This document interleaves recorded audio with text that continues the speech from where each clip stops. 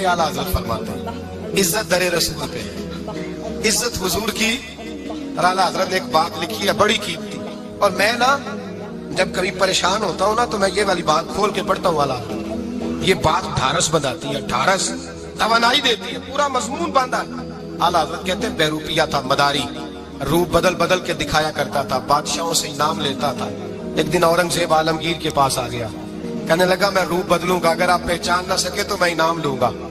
आपने फरमाया मैं कोई ऐसे वैसा बादशाह नहीं, कहा मुझे धोखा देना मुश्किल है, कहा नहीं मैं रूप बदलूंगा। हजरत औरंगजेब आलमगीर बड़े नेक बादशाह गुजरे, बड़े परहेजगार आदमी। वो बेरूपिया कहने लगा मैं रूप बदलूंगा, आप नहीं पहचान सकेंगे। फरमाया चल जितना तेरे अंदर जोर है लगा ले। हजरत ने ऐलान किया कि मैंने फौजी भर्ती कर दे, 2 माह के बाद टेस्ट होगा। वो 2 महीने दौड़ता रहा, रंग रूप बनाता रहा, आया टेस्ट देने, 2-3 सिपाहियों का इम्तिहान लिया, उसकी बारी आई तो 10 रुपए दिए, कहने लगे तेरे आने जाने का किराया मैंने तुझे पहचान लिया है। कुछ दिनों के बाद जाने लगे सफर पर, तो भिखारी आ गए खैरात मांगने, उसने भी सारे मुंह पर स्याही माली, कपड़े फाड़ लिए, सर के बाल मुंडा लिए, भवें तक कटा ली, बदरंग होके आया। कासा आगे किया तो हजरत ने 10 रुपए डाले, कहने लगे तेरे आने जाने का किराया मैंने पहचान लिया है। कुछ दिन गुजरे तो टीचर की जरूरत थी, उसने मूंछें बड़ी कर ली, दाढ़ी नकली लगा ली, सर पे जिना कैप पहन ली, एक शेरवानी ले ली और हाथ में छड़ी पकड़ के आया। कहने लगा मैं उस्ताद हूँ, 2-4 बंदों का इम्तिहान लिया, उसकी बारी आई तो 5 रुपए दिए, 10 रुपए दिए, का तेरा किराया मैंने पहचान लिया। 2 साल गुजर गए, वो जब भी आता हजरत पहचान लेते। एक दिन सफर पे जा रहे थे, बहुत बड़ा लश्कर था, जिहाद करने जा रहे थे औरंगजेब आलमगीर। तो देखा एक पहाड़ी है, पहाड़ी पे लोग जा भी रहे हैं आ भी रहे। औरंगजेब आलमगीर पूछने लगे यहाँ क्या है? कहने लगे एक बाबा जी बैठे हैं दुआ करते हैं, अल्लाह के नेक बंदे हैं। औरंगजेब कहने लगे यार पुराने लोग सारे ही अल्लाह वालों को मानते, ये भी मुसीबत आई है जितनी नहीं आई है, सारे लोग ही मानते। कहने लगे जरा मैं दुआ ना करा लूं, अच्छे काम जा रहा हूँ। औरंगजेब बादशाह थे, बादशाह लोग नाजुक मिजाज होते हैं, घोड़े से उतरे, बड़ी मुश्किल से पहाड़ी पे चढ़े, ऊपर गए तो लाइन लगी है, बाबा जी गार में बैठे। कहने लगे मैंने मिलना, मैं औरंगजेब हूँ। उन्होंने कहा हमारा बाबा उस तरह का पीर नहीं कि अमीर आए तो रंग और हो, गरीब आए तो और हो, यहाँ अगर मिलना है तो लाइन में लग जाओ, सब एक जैसे। अब लाइन में खड़े हो गए, 50 आदमी आगे थे, कहते हैं 51वां नंबर था। थक गया धूप में खड़ा खड़ा, जब मैं पहुंचा गार के दाने तो मैंने बाबा जी के चेहरे पे नजर डाली तो बड़ा नूरानी चेहरा, बड़ी खूबसूरत लबो लहजा। मैंने कहा मेरे जैसा आदमी भी पगड़ी बांध दे तो अच्छा लगने लग जाता है, बड़ा खूबसूरत अंदाज। कहते हैं मैं उनके पास अत्ताहियात की हालत में बैठ गया। मैंने कहा हुजूर मैं जा रहा हूँ जिहाद करने, दुआ करना। बुजुर्गों ने हाथ उठाए, अल्लाह इसकी मदद फरमा, दीन को गलबा अता फरमा, इससे दीन का सच्चा पक्का सिपाही बना। फिर थपकी दी, 2-4 नसीहतें भी कर डाली, देखना जुल्म न करना, ज्यादती न करना, जब तू जीत न करना, गुरूर न करना, नसीहतें भी कर दी। कहते हैं अब जब मैं उठा तो 2-4 दिनार बतौर नजराना मुसल्ले के नीचे रखे, और उल्टे कदम जब मैं गार से उतरा उन्होंने रुमाल झाड़ा और उठ के खड़े हो गए। कहने लगे आज नहीं तूने पहचाना, आज नहीं तूने पहचाना, मेरा इनाम बनता है, आज नहीं पहचाना, ला पैसे। औरंगजेब कहने लगा यार तूने हद कर दी, कहाँ चढ़ा कहाँ खड़ा रहा, धूप में थक गया, कमाल कर दी भाई तूने। बता तू क्या लेगा, अब तू देख जल्दी बता, अब कितने लोग पीछे धूप में खड़े हैं, लश्कर सारा खड़ा है, क्या लेगा? उसने कहा सबसे कीमती हीरे वो है जो तेरे सर के ताज में लगे हुए, मुझे तेरा ताज चाहिए। ओ भाइयों सुनना और याद रखना, मेरे आला हजरत कहते हैं बादशाह ने सर के ऊपर से ताज उतारा, बहरूपिये के कदमों में रखा और कहने लगे ये ले, और ये तो तेरा मांगने पर मैंने दिया है ना, मैं वापस आता हूँ तो आना, मैं अपनी मर्जी से भी तुझे दूंगा। तूने औरंगजेब जैसे बंदे को धोखा दिया, आना मैं उस वक्त भी दूंगा। वो देकर बस बात खत्म हो गई, हद हो गई। देकर कहते हैं जब मैं पलटा ना वापिस, बहरूपिये ने आवाज दी बादशाह ठहर जा। तो मैंने पलट के देखा तो कहने लगे कि अपना ताज ले जा, उठा और ले जा। मैंने कहा 2 साल बीत गए तुझे मेहनत करते, आज काबू आया तो ले जाऊं। कहने लगा ले जा, मसला समझ में आ गया। मैंने कहा मुझे भी तो समझाना। कहते हैं वो फूट फूट के रोया, उसकी आंखें बरस पड़ी, सैलाब की तरह आंसू बह निकले, तड़पा और रो के कहने लगा बादशाह मैंने झूठ मूठ रसूलुल्लाह की गुलामी इख्तियार की थी, झूठ मूठ की दाढ़ी, झूठ मूठ की पगड़ी, झूठ मूठ का फकर, मैंने झूठ मूठ नबी पाक का लिबास पहना है, तो तेरे जैसे बादशाहों के ताज मेरे कदमों में आ गए हैं। अगर मैं सचमुच रसूलुल्लाह का गुलाम बनूंगा तो अल्लाह क्या कुछ अता फरमाएगा, अल्लाह कितनी नेमतों से नवाजे। मेरे आला क्या फरमाते हैं, आला हज़रत फरमाते हैं फरिश्ते भी करते हैं ताज़ीम मेरी। کون جی؟ اللہ، ایسا عقیدہ بھی کم ملے گا جو بریلی کے امام کا عقیدہ ہے، ایسا بھی کم ہے۔ کہتے ہیں فرشتے بھی کرتے ہیں تعظیم میری، کیوں؟ فرمانے لگے فدا ہو کے ان پر یہ عزت ملی، فدا ہو کے ان پر یہ۔ حضرت سلمان فارسی گورنر تھے، کھانا کھا رہے تھے، دسترخوان بچھا تھا، رسول پاک صلی اللہ علیہ وسلم کا فرمان ہے روٹی کا لقمہ دسترخوان پہ گرے اٹھا کے کھا لو، اللہ تمہاری بخشش فرما دے گا۔ دسترخوان صاف ہوتا ہے، روٹی، بڑے گورنر تھے آپ، بڑے بڑے سفیر بیٹھے تھے، وزیر بیٹھے تھے، روٹی کا لقمہ گر گیا۔ آج تو لوگ فیشن میں عزت ڈھونڈتے ہیں نا، وقار ڈھونڈتے ہیں کہ میں جدید دنیا کے ساتھ مل جاؤں، میں معاذ اللہ لڑکی لڑکے اکٹھے بٹھا کے منگنی کروں تو میں ماڈرن شمار ہو جاؤں، میں بڑے بڑے ڈھول بجاؤں تو ماڈرن بنوں گا، میں اگر مہندی پہ سارے تماشے کر ڈالوں تو میں ماڈرن ہوں۔ دیکھو عزت کس بات میں۔ حضرت سلمان فارسی روٹی کھا رہے تھے، سفیر وزیر نہ جانے بڑے بڑے لوگ بیٹھے تھے، کھانا کھاتے کھاتے لقمہ گرا دسترخوان پہ، حضرت سلمان فارسی نے سمیٹا، منہ میں رکھا، پھر انگلی مار کے دسترخوان صاف کیا۔ ایک صحابی کان میں کہنے لگے سلمان کیا کر رہے ہو؟ کیا کر، آپ گورنر ہے، سوچئے تو صحیح، یہ لوگ کیا کہیں گے دنیا دار کے مسلمانوں کو روٹی نہیں ملتی، اٹھا اٹھا کے کھا رہے۔ کان میں بات کی، کان میں۔ حضرت سلمان فارسی کان میں جواب دے سکتے تھے، کہہ سکتے تھے نہیں ایسے ہی کرنا ہے، انہوں نے کان میں بات کی، لیکن جناب سلمان فارسی اعلیٰ اعلان بولے، کہنے لگے ان 4 5 6 دنیا داروں کے لیے میں اپنے نبی کا طریقہ چھوڑ دوں، اپنے رسول کی سنت چھوڑ دوں؟ یہ 4 5 دنیا دار دنیا کی طرف دیکھ کے میں مصطفیٰ سے منہ موڑ لوں؟ پھر جوش جذبات میں سر سے پگڑی اتار دی، رونے لگے۔ آپ فرمانے لگے میں مدینے کے بازاروں میں کھجوریں اتارتا تھا، نوکریاں کرتا تھا، یہ جو میرے سر پر عزت کے بال ہے یہ محمد عربی کے اگائے ہوئے ہیں، رسول اللہ کے اگائے ہوئے ہیں۔ اور بھائیو حد ہو گئی۔ حضرت بلال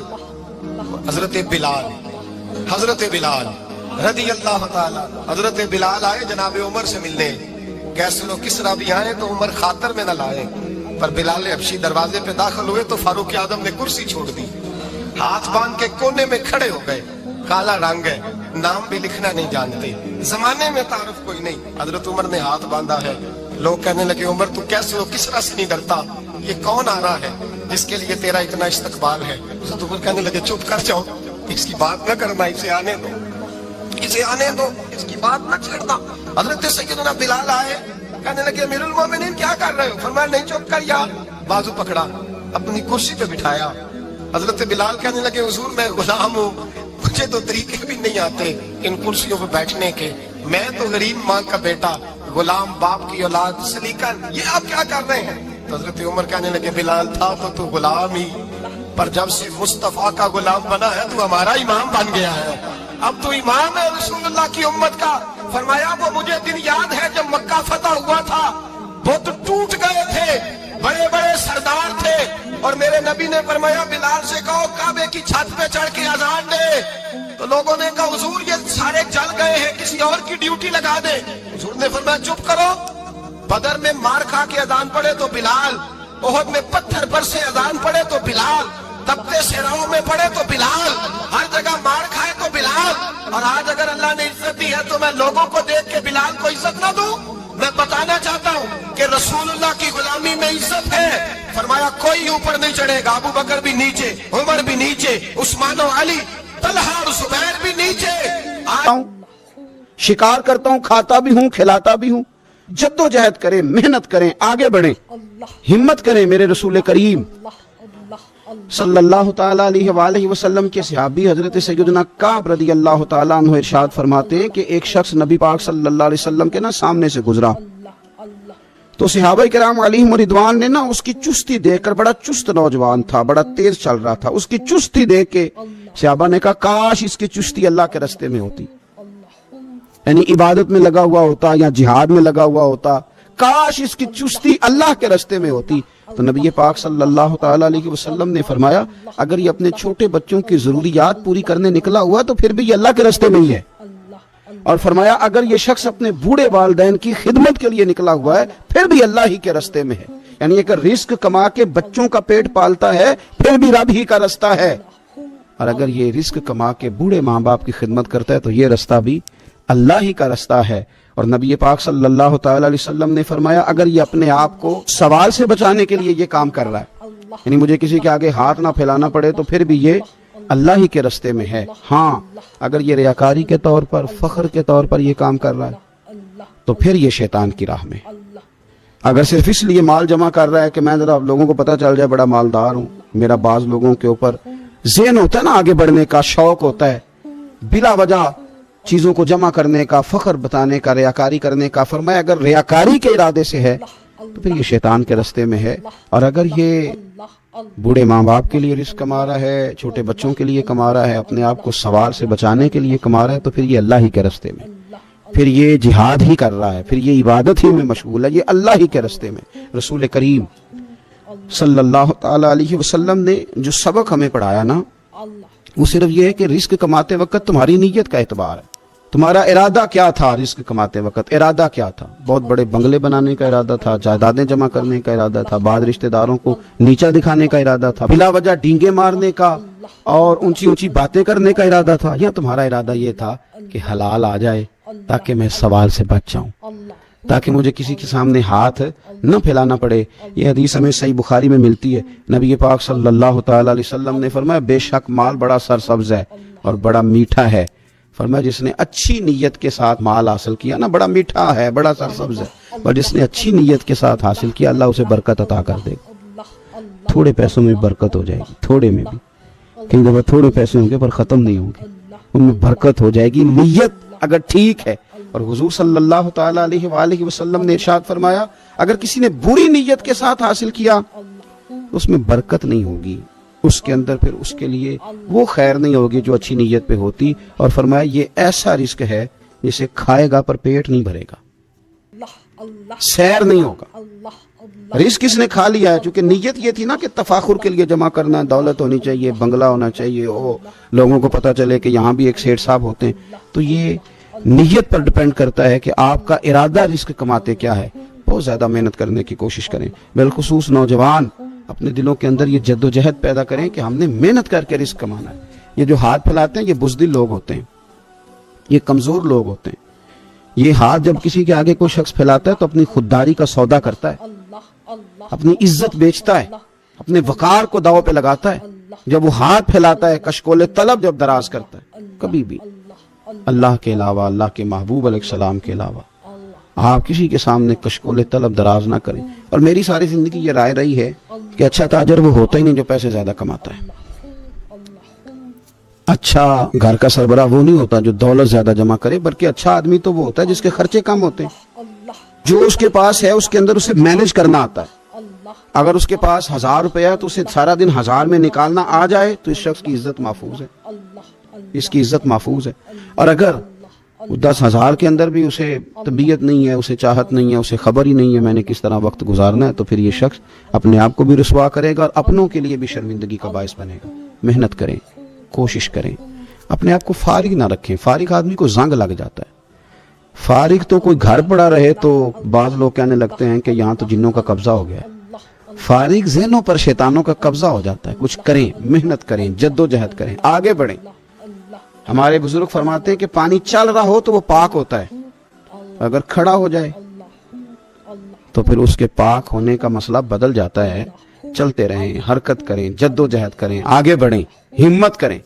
جو لوگ ہمت کرتے ہیں رب تعالیٰ ان کی مدد کرتا ہے. آپ تجارت کریں. حضور صلی اللہ علیہ وسلم نے تجارت فرمائی، نبی پاک صلی اللہ علیہ وسلم نے تجارت فرمائی. کتنا بڑا درجہ حضور نے ارشاد فرمایا. اللہ کے پیارے محبوب صلی اللہ تعالی علیہ وسلم ارشاد فرمانے لگے، یہ حدیث پاک آپ کو ترمذی میں اور دیگر کتابوں میں ملے گی. فرمایا جو تاجر سچا ہوگا نا، تجارت کرے پر سچ بولے، سودا جو ہے وہی بتائے.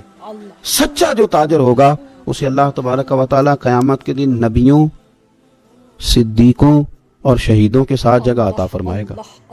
اور اتنا بڑا درجہ، یعنی اسے صدیقین کے ساتھ کھڑا کر دیا، شہداء کے ساتھ. حالانکہ یہ شہید نہیں ہوا، یہ تو دکان کرتا رہا وقت پہ.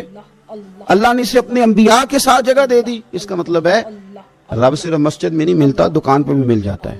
شرط یہ ہے کہ دیانتداری کے ساتھ تجارت کی جائے، دیانتداری کے ساتھ. ایک تو یہ کہ یہ کام کریں، پھر یہ کہ بہت سارے صحابہ کھیتی باڑی کرتے تھے، بہت سارے صحابہ. اور حضور صلی اللہ تعالی علیہ وسلم نے فرمایا اگر تم نے کوئی درخت لگایا، پودا لگایا، تو جو بھی جاندار اس سے نفع حاصل کرے گا اللہ تمہیں اس کا اجر عطا کرے گا. کوئی بھی آپ کھیتی باڑی کریں، محنت کریں، جد و جہد کریں، پھر اس سے آگے ہاتھ سے مزدوری کرنا ہے، ہاتھ سے مزدوری۔ میرے دادا جان کا انتقال، ان کی عمر 90 سال سے زیادہ تھی جب وہ دنیا سے گئے تھے۔ تو آخری دن غسل کے بعد جب میں نے ان کے ہاتھ کو کھولا تھا تو تب بھی ان کے ہاتھوں پر محنت کے نشان تھے، ابھی بھی ان کے ہاتھوں پہ چھالے تھے، وہ جو پکے پڑ گئے تھے نا وہ ساری زندگی رہے میرے والد صاحب کے ہاتھوں پہ ہمیشہ، کیونکہ دامان توکل کی یہ خوبی ہے کہ اس پر پیوند لگے ہوتے ہیں پر دھبے نہیں ہوتے۔ محنت آپ کریں، محنت کے نشان ہونے چاہیے، کرپشن کے داغ نہیں ہونے چاہیے۔ آپ تھک جائیں کام کرتے، لیکن میرے بھائی اس طرح نہ ہو کہ لوگ، میں نے کئی دفعہ کہا ہے کہ روب کپڑوں کا نہیں ہوتا، روب تو کردار کا ہوتا ہے۔ کروڑوں روپے کا آپ مکان بنا لیں، گاڑی خرید لیں، لیکن آپ کا پیسہ کرپشن کا ہے تو لوگ دروازے کے سامنے کھڑے ہو کے کہتے ہیں 2 نمبر طریقے سے کمایا۔ لیکن چھوٹا سا کوئی ملازم ہو کسی دفتر میں، ہو دیانتدار، تو لوگ دروازے کے سامنے بڑا افسر بھی کھڑا ہو کے کہتا ہے یار یہ بندہ نہ رشوت لیتا ہے نہ ناجائز سفارش سنتا ہے، اس سے ذرا احتیاط سے بات کرنی ہے۔ تو بتلائیے روب کپڑوں کا ہے کہ کردار کا ہے؟ دولت کا ہے کہ کردار کا ہے؟ کردار کی عظمت ہوتی ہے۔ اس لیے میرے نبی پاک صلی اللہ تعالی علیہ وسلم نے فرمایا کسی بندے نے بھی، یہ بخاری ہے، حضور فرماتے ہیں کسی نے بھی اپنے ہاتھ سے زیادہ بہتر کھانا کوئی نہیں کھایا، اپنے ہاتھ کی کمائی سے زیادہ بہتر کسی بندے نے کھانا نہیں کھایا۔ اور فرمایا اللہ کے نبی حضرت داؤد علیہ السلام اپنے ہاتھوں سے کمائی کر کے کھایا کرتے تھے، اپنے ہاتھوں سے محنت کر کے کھاتے تھے۔ سب سے بہترین کھانا آپ وہ کھاتے ہیں جو آپ اپنے ہاتھوں سے محنت کرتے ہیں، مشقت کرتے ہیں، آپ کوشش کر کے جو کھانا آپ محنت کر کے کماتے ہیں۔ یہ مزدور بڑے شاندار لوگ ہوتے ہیں، یہ کسان بڑے شاندار لوگ ہوتے ہیں۔ میں نے دیکھا ہے رات کی تنہائیوں میں اٹھ اٹھ کے کھیتوں کو پانی لگاتے ہیں۔ میں نے ان کو جانوروں سے پیار کرتے دیکھا ہے، ان کو محبت کرتے دیکھا ہے۔ میں نے دیکھا ہے کہ یہ بہت سارے دنیاوی تکلفات سے نکل جاتے ہیں، ان کو زیادہ فکر نہیں رہتی کہ میرے کپڑوں پہ دھبے ہیں کہ یہاں کس طرح کا ماحول ہے۔ میں نے دیکھا ہے کہ ان کی عیدیں تک اپنے جانوروں کے ساتھ گزرتی ہیں، ان کے ساتھ وقت گزارتے ہیں، پیار کرتے ہیں۔ آپ جب محنت کا ارادہ کرتے ہیں تو اللہ بڑا نوازتا ہے۔ اپنی زندگی محنت والی، جد و جہد والی بنائیں۔ اور یاد رکھیں ہماری سوسائٹی کے اندر اتنے زیادہ غم نہیں ہیں، سب سے زیادہ پریشانی یہ ہے کہ جوان سست ہو گئے۔ علامہ اقبال نے کہا تھا لہو مجھ کو رلاتی ہے جوانوں کی تن آسانی۔